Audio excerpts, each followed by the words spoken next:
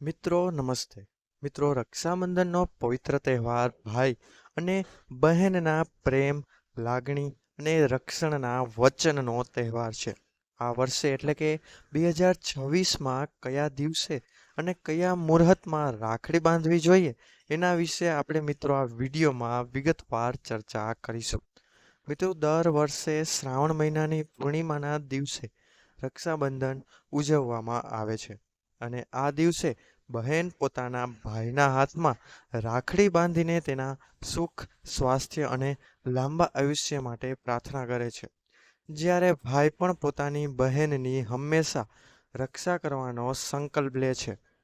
પરંતુ શું તમે જાણો છો કે રાખડી બાંધવા માટે પણ શુભ સમય જોવામાં આવે છે?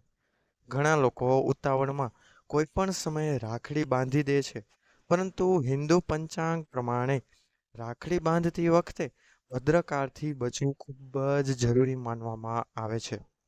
તો આ વર્ષે એટલે કે 2026માં રક્ષાબંધન કયા દિવસે છે? રાખડી બાંધવાનું શુભ મુહૂર્ત કયું છે? ભદ્રકાળ ક્યારે છે અને રાખડી બાંધતી વખતે કઈ સરળ વિધિ કરવી જોઈએ? આ બધી જ મહત્વની વાતો આજે આપણે જાણીશું. સૌથી પહેલા મિત્રો વાત કરીએ રક્ષાબંધનના તારીખની. તો વર્ષ 2026માં રક્ષાબંધનનો તહેવાર શુક્રવાર 28 ઓગસ્ટના દિવસે ઉજવવામાં આવશે. પંચાંગ પ્રમાણે પૂર્ણિમા તિથિ 27 ઓગસ્ટે શરૂ થાય છે અને 28 ઓગસ્ટે સવારે 9:48 વાગ્યે પૂર્ણ થાય છે. ખાસ વાત એ છે કે મિત્રો આ વર્ષે ભદ્રાનો સમય સૂર્યોદય પહેલા જ પૂર્ણ થઈ જાય છે, એટલે રક્ષાબંધનના દિવસે રાખડી બાંધવા માટે સવારનો સમય પણ શુભ હશે. ઉપલબ્ધ પંચાંગ માહિતી પ્રમાણે દિલ્હી માટે રાખડી બાંધવાનો સમય સવારે 5:57થી 9:48 સુધી જણાવવામાં આવ્યો છે. જ્યારે અલગ અલગ શહેરોમાં સૂર્યોદયના સમય પ્રમાણે થોડો ફેરફાર થઈ શકે છે. એટલે જો તમે તમારા ભાઈને રાખડી બાંધવાની તૈયારી કરી રહ્યા છો તો શક્ય હોય તો તમારા શહેરના સ્થાનિક પંચાંગ પ્રમાણે ચોક્કસ સમય જોઈ લેવો વધુ સારું રહેશે. ખાસ કરીને રક્ષાબંધનના દિવસે ભદ્રાકાળમાં રાખડી બાંધવાનું ટાળવાની પરંપરા છે. ધાર્મિક માન્યતા પ્રમાણે ભદ્રાને શુભ કાર્યો માટે અનુકૂળ સમય માનવામાં આવતો નથી અને રક્ષાબંધનની રાખડી પણ શુભ કાર્ય હોવાથી ભદ્રાકાળ દરમિયાન રાખડી ન બાંધવાની સલાહ આપવામાં આવે છે. હવે મિત્રો વાત કરીએ કે રક્ષાબંધનના દિવસે રાખડી બાંધતા પહેલા શું કરવું જોઈએ. સૌથી પહેલા બહેન અને ભાઈ બંને સ્નાન કરીને સ્વચ્છ કપડાં પહેરે. ત્યારબાદ ઘરના પૂજા સ્થાનને સાફ કરીને ભગવાનની સામે દીવો પ્રગટાવો. ભગવાન ગણેશજીનું સ્મરણ કરો અને ત્યારબાદ તમારી પરંપરા પ્રમાણે ભગવાનની પૂજા કરો. ત્યારબાદ રાખડી, કંકુ, ચોખા, દીવો, અક્ષત, મીઠાઈ અને થોડું પાણી જેવી વસ્તુઓ પૂજાની થાળીમાં રાખી શકાય છે. બહેને પોતાના ભાઈને યોગ્ય રીતે બેસાડવું અને સૌપ્રથમ ભાઈના કપાળ પર કંકુ અને ચોખાનું તિલક કરવું. ત્યારબાદ ભગવાનનું સ્મરણ કરીને ભાઈના જમણા હાથના કાંડા પર રાખડી બાંધવી. રાખડી બાંધતી વખતે બહેન પોતાના ભાઈના સારા સ્વાસ્થ્ય, લાંબા આયુષ્ય, સુખ સમૃદ્ધિ અને સફળતા માટે પ્રાર્થના કરી શકે છે. ત્યારબાદ ભાઈને મીઠાઈ ખવડાવવી અને ભાઈ પોતાની બહેનને પોતાની ક્ષમતા પ્રમાણે ભેટ આપીને તેના સુખ અને રક્ષણનું વચન આપે. રક્ષાબંધનની સૌથી સુંદર વાત એ છે કે આ તહેવાર માત્ર એક દોરો બાંધવાનો તહેવાર નથી, પરંતુ ભાઈ બહેન વચ્ચેના સંબંધને વધુ મજબૂત બનાવવાનો દિવસ છે. જીવનમાં ભાઈ બહેન વચ્ચે ગમે તેટલા નાના મોટા ઝઘડા મતભેદ હોય, પણ રક્ષાબંધનના દિવસે પ્રેમથી એકબીજાને મળવાથી સંબંધોમાં ફરીથી મીઠાશ આવે છે.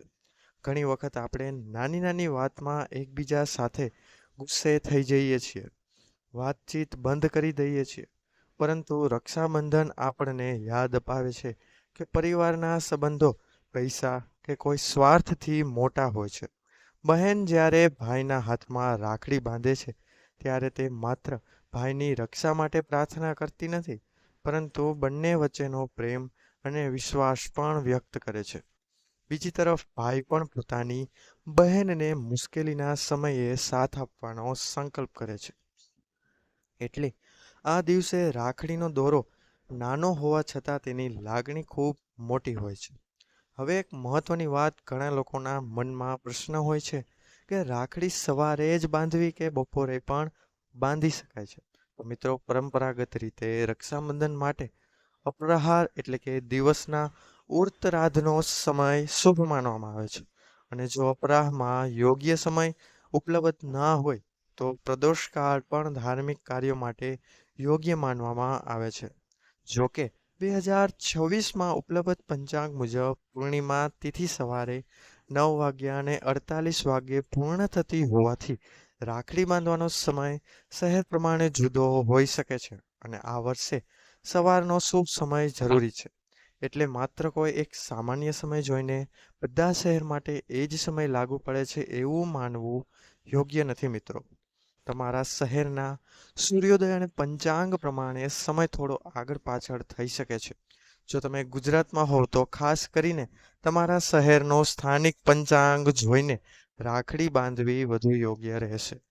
હવે વાત કરીએ રાખડી બાંધવાની સરળ વિધિને. તો મિત્રો, સૌપ્રથમ થાળીમાં રાખડી રાખો. તેની સાથે કંકુ, ચોખા, મીઠાઈ અને દીવો રાખો. ભાઈને પાટલા અથવા યોગ્ય જગ્યાએ બેસાડો. ભગવાનનું સ્મરણ કરીને ભાઈને તિલક કરો. ત્યારબાદ જમણા હાથના કાંડા પર રાખડી બાંધો.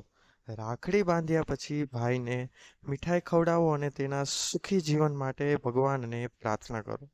ત્યારબાદ ભાઈ બહેનની ભેટ આપી શકે છે. જો ઘરમાં વડીલો હોય તો તેમના આશીર્વાદ પણ લેવા જોઈએ. આ રીતે સરળતાથી રક્ષાબંધનની વિધિ પૂર્ણ કરી શકાય છે. અહીં એક વાત ખાસ યાદ રાખવી કે રક્ષાબંધનની વિધિમાં દેખાડો કરતાં ભાવના વધારે મહત્વની છે.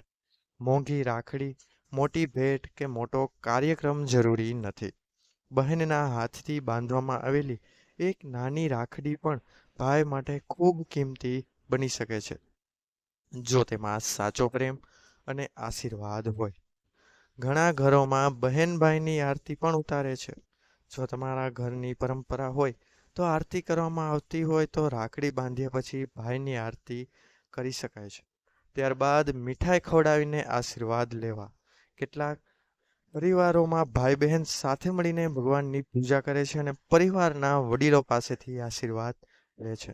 આ બધી બાબતો ઘરની પરંપરા અને માન્યતા પ્રમાણે કરી શકાય છે.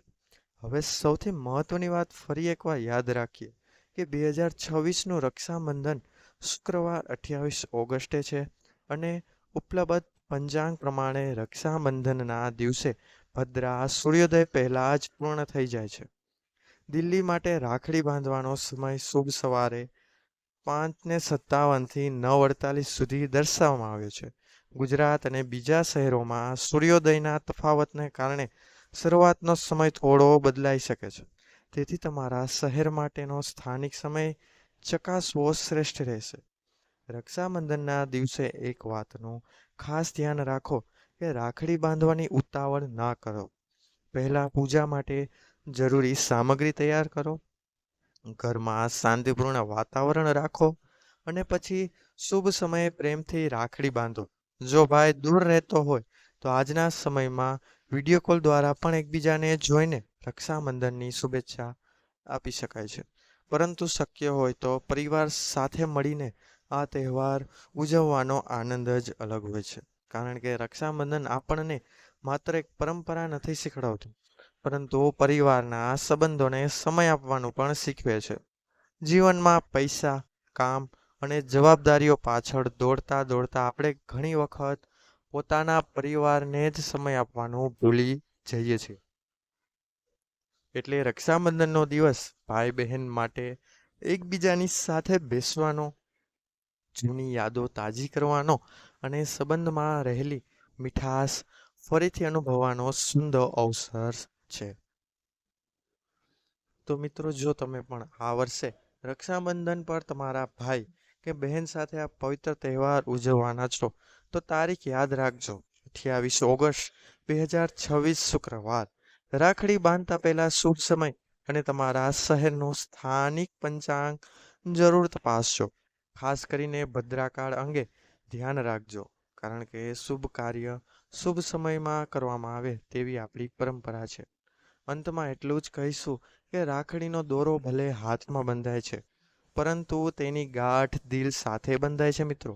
બહેનનો પ્રેમ, ભાઈનો વિશ્વાસ અને પરિવારના આશીર્વાદથી રક્ષાબંધનનો આ પવિત્ર દિવસ વધુ સુંદર બની જાય છે. ભગવાન શ્રી ગણેશ, માતા લક્ષ્મી અને ભગવાનના આશીર્વાદથી દરેક ભાઈ બહેનનું જીવનનું સુખ, શાંતિ, આરોગ્ય અને સમૃદ્ધિથી ભરેલું રહે. ભાઈ બહેન વચ્ચેનો પ્રેમ હંમેશા એવો જ મજબૂત રહે અને દરેક ઘરમાં હાસ્ય અને ખુશીઓ મિત્રો જળવાઈ રહે. એવી બધાને મારી હાર્દિક પ્રાર્થના છે. જો તમને મિત્રો આ માહિતી ઉપયોગી લાગી હોય તો તમારા ભાઈ બહેન અને પરિવારના લોકો સાથે આ માહિતી જરૂર શેર કરજો, જેથી તેમને પણ રક્ષાબંધનના દિવસે રાખડી બાંધવાના શુભ સમય વિશે સાચી માહિતી મળી શકે. અને વિડીયોને લાઈક કરજો, ચેનલને સબસ્ક્રાઈબ કરવાનું ભૂલશો નહીં. કોમેન્ટ બોક્સમાં એકવાર જય માતાજી અથવા તમારા કુળદેવીનું નામ અવશ્ય લખજો. તો મિત્રો મળીશું હવે નવા વિડીયો સાથે. ત્યાં સુધી બધાને મારા હર હર મહાદેવ. ધન્યવાદ. અસ્તુ.